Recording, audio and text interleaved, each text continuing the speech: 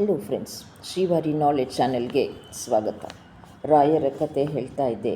ರಾಯರು ಅತ್ಯಂತ ದಯಾಳು ಅಂತ ಹೇಳ್ತಾರೆ. ಎಲ್ಲರಿಗಿಂತ ರಾಯರು ಅತ್ಯಂತ ದಯಾಳು. ಯಾಕಂದರೆ ಅವರು ಕೂಡ ತುಂಬ ಕಷ್ಟಪಟ್ಟಿದ್ದರು. ಅಂಥ ಒಂದು ಕಷ್ಟದ ರಾಯರ ನೈಜ ಕತೆ. ಪೂರ್ವಾಶ್ರಮದಲ್ಲಿ ವೆಂಕಣ್ಣ ಭಟ್ರಾಗಿದ್ದರು ರಾಯರು. ವೆಂಕಟನಾಥ ಚಿಕ್ಕ ವಯಸ್ಸಿನ ಹೆಸರು. ಆಮೇಲೆ ವೆಂಕಣ್ಣ ಭಟ್ರು. ಅವರು ಭುವನಗಿರಿ ಅನ್ನೋ ಒಂದು ಚಿಕ್ಕ ಗ್ರಾಮ ಅಗ್ರಹಾರದಲ್ಲಿ ಅವರ ಅಣ್ಣ ಗುರುರಾಜ ಆಚಾರ್ಯ ಜೊತೆ ಇದ್ದರು. ಭುವನಗಿರಿಯಲ್ಲಿ ರಾಯರು ಹುಟ್ಟಿದ ಮನೆ ಇವತ್ತಿಗೂ ಇದೆ. ಇವಾಗ ಅದು ಪುನರ್ನಿರ್ಮಾಣ ಆಗಿ ಭಕ್ತಾದಿಗಳನ್ನು ನೋಡೋಕ್ಕೆ ಕೂಡ ಬಿಡ್ತಾರೆ. ವೆಂಕಣ್ಣ ಭಟ್ರಿಗೆ ಮದುವೆ ಆಗಿತ್ತು. ಸರಸ್ವತಿ ದೇವಿ ಅವರ ಹೆಂಡತಿ. ಒಂದು ಮಗು ಕೂಡ ಇತ್ತು. ಹೆಚ್ಚು ಏನು ಗಳಿಕೆ ಇರಲಿಲ್ಲ ರಾಯರ ಅಣ್ಣನಿಗೆ. ಇನ್ನು ತಾನೂ ಇದ್ದು ಭಾರ ಆಗಬಾರ್ದು ಅಂತ ಬೇರೆ ಕಡೆ ಹೊರಟರು. ಬಡತನ, ಯಾಕಂದರೆ ಅವ್ರು ಸನ್ಯಾಸಿ ಆಗಬೇಕು ಅಂತ ಆಲ್ರೆಡಿ ವಿಧಿಲಿಖಿತವಾಗಿತ್ತು. ಅವ್ರು ಹುಟ್ಟುತ್ತಾನೆ ಅವರು ಸನ್ಯಾಸಿ ಆಗಬೇಕು ಅಂತಲೇ ಇತ್ತು. ಹಾಗಾಗಿ ಅವ್ರಿಗೆ ಜೀವನದ ಕಷ್ಟ ಅದು ಒಂದೊಂದೇ ಒಂದು ಹೆಜ್ಜೆ ಆಯಿತು ಅಂತ ಕಾಣಿಸುತ್ತೆ. ಬಡತನ ಗಂಟು ಬಿದ್ದು ವೆಂಕಣ್ಣ ಭಟ್ರು ದಿನಾಗಲೂ ಉಪವಾಸನೇ ಮಾಡ್ತಾಯಿದ್ರು. ಹಾಗಂತ ತಿಳಿದವರು ಹೇಳಿದ್ದುಂಟಂತೆ.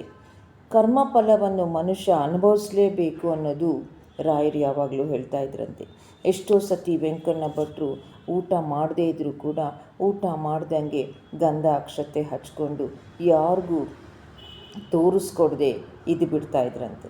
ಒಂದು ದಿವಸ ಮನೇಲಿ ಯಾವ ಆಹಾರ ಸಾಮಗ್ರಿಗಳು ಇರಲಿಲ್ಲ. ಆದರೆ ಅವ್ರಿಗಲ್ಲದೆ ಹೋದರೂ ಕೂಡ ಅವರ ಹೆಂಡತಿ ಮಗುಗೆ ಅವ್ರು ದುಡಿಲೇಬೇಕಾಗಿತ್ತು. ಎಲ್ಲಾದರೂ ಹೋಗಿ ಕೆಲಸ ಮಾಡಲೇಬೇಕಾಗಿತ್ತು. ಆಹಾರ ಸಾಮಗ್ರಿಗಳನ್ನು ತರಲೇಬೇಕು. ಆಗ ಸರಸ್ವತಿ ಗಂಡಂಗೆ ಹೇಳಿದ್ರಂತೆ, ಪಕ್ಕದ ಶ್ರೀಮಂತರೊಬ್ಬರು ಮನೆಯಲ್ಲಿ ಕುಲದೇವರ ಆರಾಧನೆ ಇದೆ, ಒಂದು ವಾರ ಬ್ರಾಹ್ಮಣರಿಗೆ ಭೋಜನ ಇದೆಯಂತೆ ಅಂಥೇಳಿ.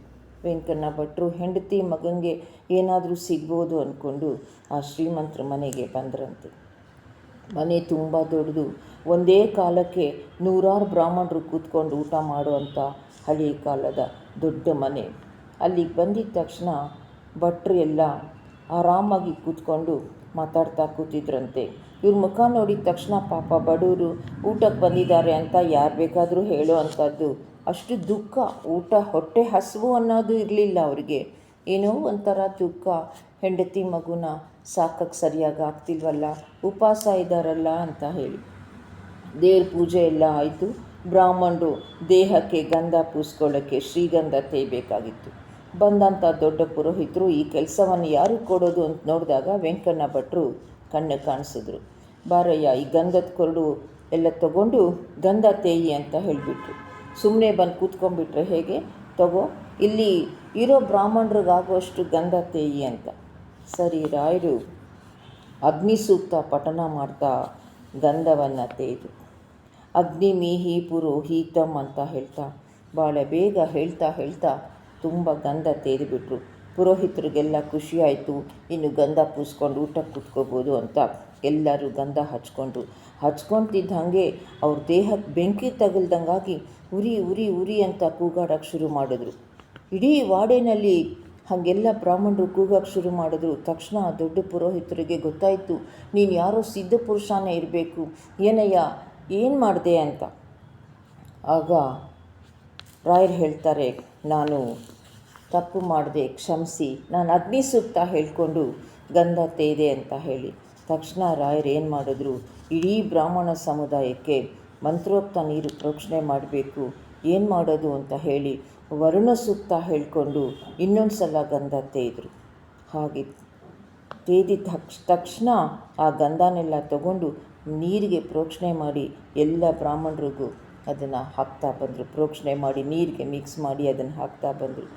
ಈ ಎಲ್ಲಿ ಉರಿ ಆಗಿತ್ತೋ ಆ ಜಾಗ ಎಲ್ಲ ಭಾಳ ತಂಪಾಯಿತು, ಎಲ್ಲ ಸರಿಯಾಯಿತು, ವಾತಾವರಣ ತಿಳಿಯಾಯಿತು. ತಕ್ಷಣ ಈ ಪವಾಡ ಸದೃಶ ಇದೊಂದು ಘಟನೆ, ಇದು ಎಲ್ಲೂ ಯಾರು ಹೇಳಿದ್ರೂ ನಂಬಕ್ಕಾಗಲ್ಲ.